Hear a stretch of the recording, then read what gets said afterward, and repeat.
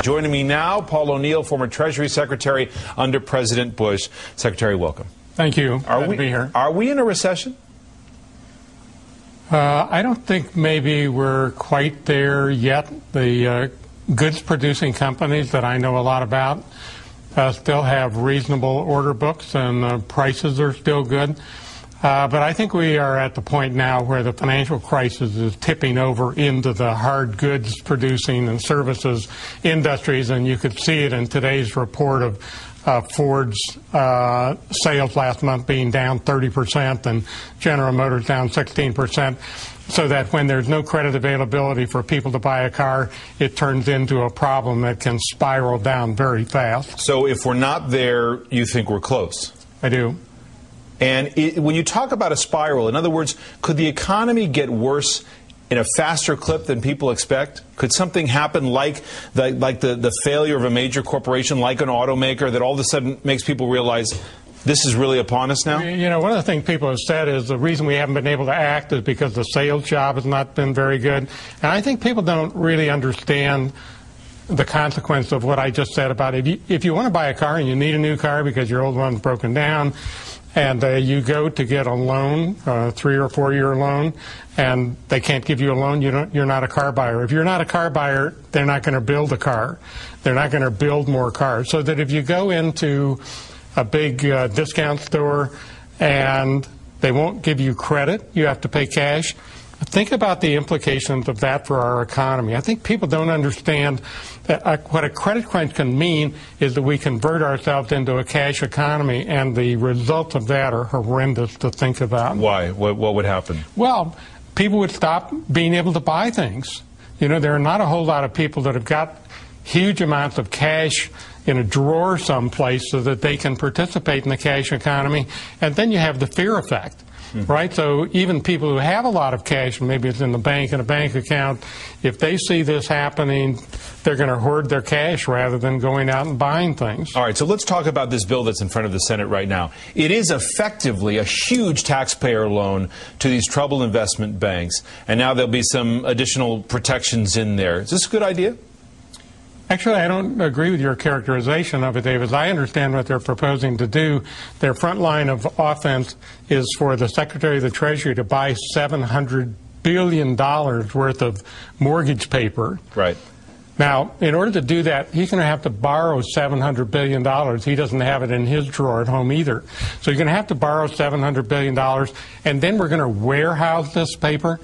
I think that's a fundamentally flawed idea, and in fact that we could do ourselves much better if instead of buying this stuff, we would use the process that he's talked about to value the assets and then guarantee that value for the assets, and they'll trade like cash, so that we don't actually have to appropriate and spend money. We can use the government guarantee.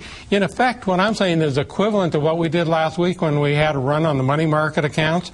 We guaranteed the accounts. We didn't buy $2.1 trillion worth of money market accounts. We just guaranteed their value. And if we did the same thing, we would avoid what I'm really concerned about with this bill, of the federal government becoming a substantial owner in private enterprise through this warrant process. The worst thing I can imagine is having federal employees sit on private sector company boards and decide. Isn't the idea here is that if you don't buy this toxic debt, this paper, that lending won't be freed up, the credit won't free up? Why do you have to buy it if you can accomplish the same purpose with a guarantee?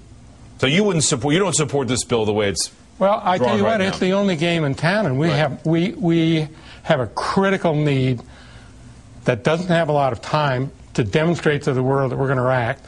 So, you know, my view is if we have to vote on this thing, it's better than nothing, but it's not as good as what we could do if we simply guaranteed these things.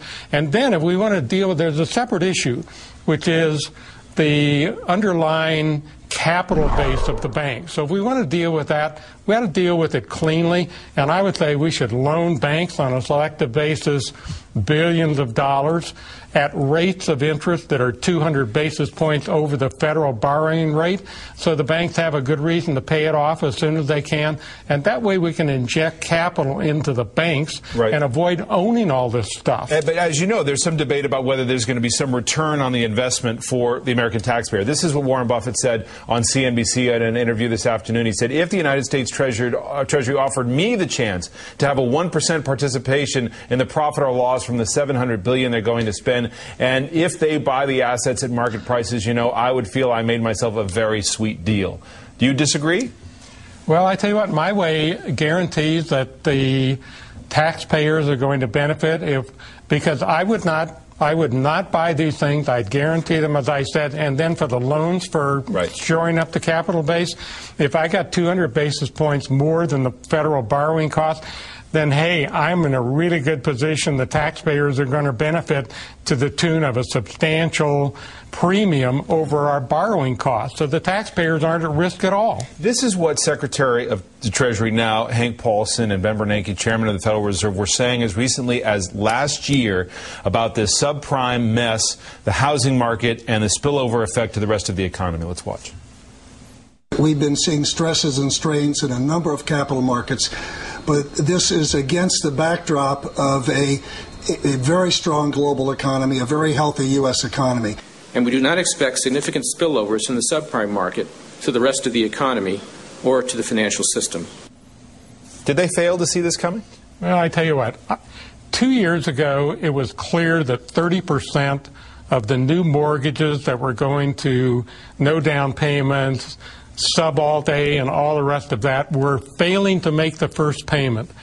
2 years ago, we should have stopped the madness of putting people in houses when there was no equity there. And, you know, one of the things I've not heard, which I would do right now, I would say it's against the law to make home loans in the United States unless there's a 20% equity component that is stapled to the mortgage, so that even the down payment, you mean? Absolutely. So that even if it gets traded through the financial system, the 20% equity cushion to protect our financial system is always there. But you've been in this job. I have. You know what he said. I mean, 2 years ago, you say this stuff was evident. Absolutely. Did the administration fail to recognize it and take the kind of regulatory action that was necessary? You know, I think generally the system lived in fantasy land. Countrywide was out there making unbelievable numbers of no-document loans, they and their brethren in the home financing business. And, you know, I believe they had to know that this stuff was going to come to a bad pass because it was getting blasted into financial cyberspace, and it contaminated everything. If you look what's happened today in Ireland and Germany and the UK and in Russia last week where they closed the market for 2 days, this is no longer just a U.S. problem, and it's why it's really essential that we do something to liquefy our credit system. The debate about the economy, about this crisis, is front and center in the campaign. Are you hearing what needs to be addressed from these two candidates about a problem that's going to be with us well into the next administration? Well, not really directed to this issue, but I have a broader concern about what we're hearing in the campaign. You know, I've not heard either candidate talk about the $53 trillion worth of unfunded liabilities that we have as a nation that we need to do something about, or we're going to have a problem that makes this current financial crisis look like child's play not too far down the road.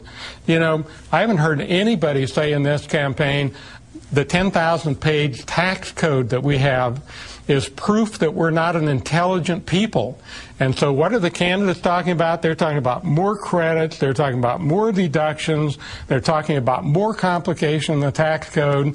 None of them, neither one of them, are talking about we need to fix this monster, which is also part of our problem. Neither one of them with a really credible energy plan. You know, we had an opportunity In June of this year, American people drove 12.2 billion miles less because the price of gas was over $4. I didn't even hear Al Gore say, you know what, we ought to keep the gas price up because it causes people to conserve and it reduces the greenhouse gas we're putting in the environment.